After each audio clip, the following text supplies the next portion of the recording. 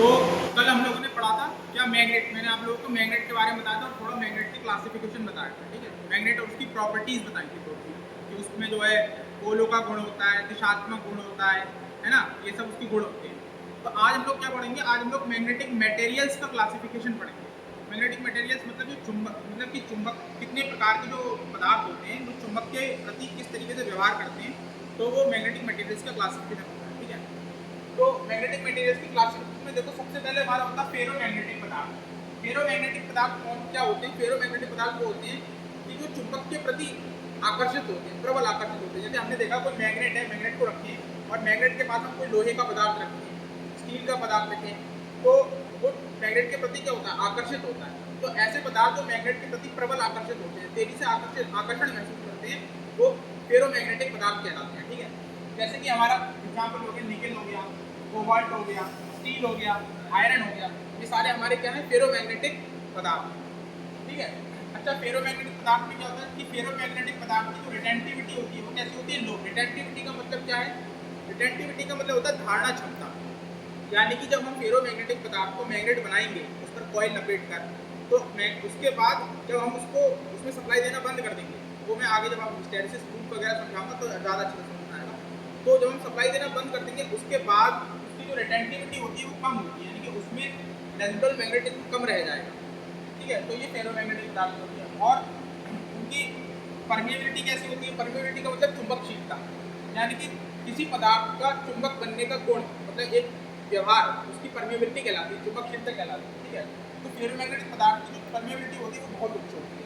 जैसे कि आप लोगों ने देखा होगा कभी भी जो हम सिलिकॉन स्टील की या फिर आयरन की रॉड लें और उस पर कॉइल लपेट कर हम लोग सॉलिनॉइड बनाते हैं, कॉइल बनाते हैं, तो वो बहुत स्ट्रॉन्ग मैग्नेट बनती है। तो इसीलिए उनकी क्या होती है? मैग्नेट चुंबकशीलता होती है, यानी कि इंग्लिश में बोलते हैं परमिएबिलिटी, वो बहुत उच्च होती है, और रिटेंटिविटी होती है वो कम होती है ना। और चुंबक के प्रति वो क्या होते हैं? प्रबल आकर्षित होते हैं। अब दूसरा हमारा आता है क्या होते हैं? पैरामैग्नेटिक। पैरामैग्नेटिक क्या होते हैं कि चुंबक से आकर्षित होते हैं लेकिन बहुत कम आकर्षित होते हैं, और नॉर्मल चुंबक से नहीं होते। बहुत हाई स्ट्रेंथ की अगर हम कोई मैग्नेट ले आए उनके पास आए तो उससे भी वो बहुत हल्का सा कुछ आकर्षण महसूस करेंगे, ठीक है। बेसिकली एक तरीके से हम कह सकते हैं कि नॉर्मली चुंबक से आकर्षित नहीं होते हैं, है ना।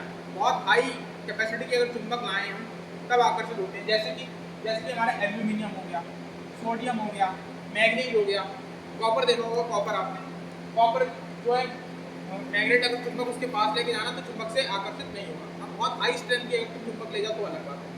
अच्छा, एक क्वेश्चन आता है हमारे कॉम्पिटिटिव एग्जाम में आता है, जितने भी आप जब कॉम्पिटिशन एग्जाम दोगे, कि जो वायु है वो कैसा पदार्थ है?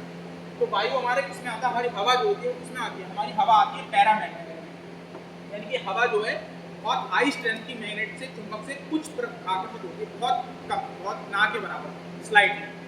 तो ऐसे पदार्थ क्या कहलाते हैं? हमारे पैरामैग्नेटिक कहलाते हैं। मतलब पैरामैग्नेटिक पदार्थों की चुंबकशीलता वो कैसी होती है? इकाई से कुछ अधिक, एक से कुछ अधिक होती है। ये भी क्या होती है? हमारा जो क्वेश्चन है वो कॉम्पिटिटिव एग्जाम में आता है कि पैरामैग्नेटिक पदार्थों की चुंबकशीलता कैसी होती है, इकाई से कुछ अधिक। अब तीसरे हमारे होते हैं डायामैग्नेटिक। डायामैग्नेटिक क्या होते हैं? जो चुंबक से, प्रबल चुंबक से प्रतिकर्षण महसूस करते हैं। प्रतिकर्षण मतलब एक आकर्षित, मतलब आप चुंबक लेके जाते हैं, कोई पदार्थ चुंबक पर चिपक जाता है तो वो हम लोग क्या कहलाता है? आकर्षण महसूस।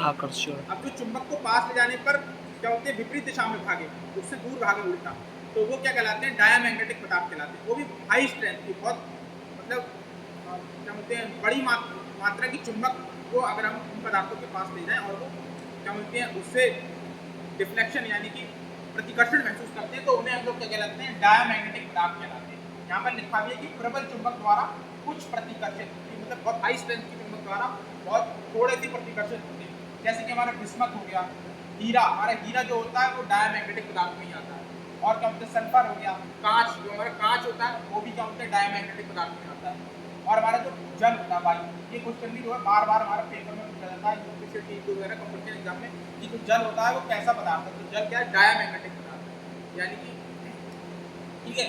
और जो डायामैग्नेटिक पदार्थ होते हैं उनकी चुंबकशीलता से सत्य होती है, परमिएबिलिटी कैसी होती है? नेगेटिव तथा बहुत कम, सही है।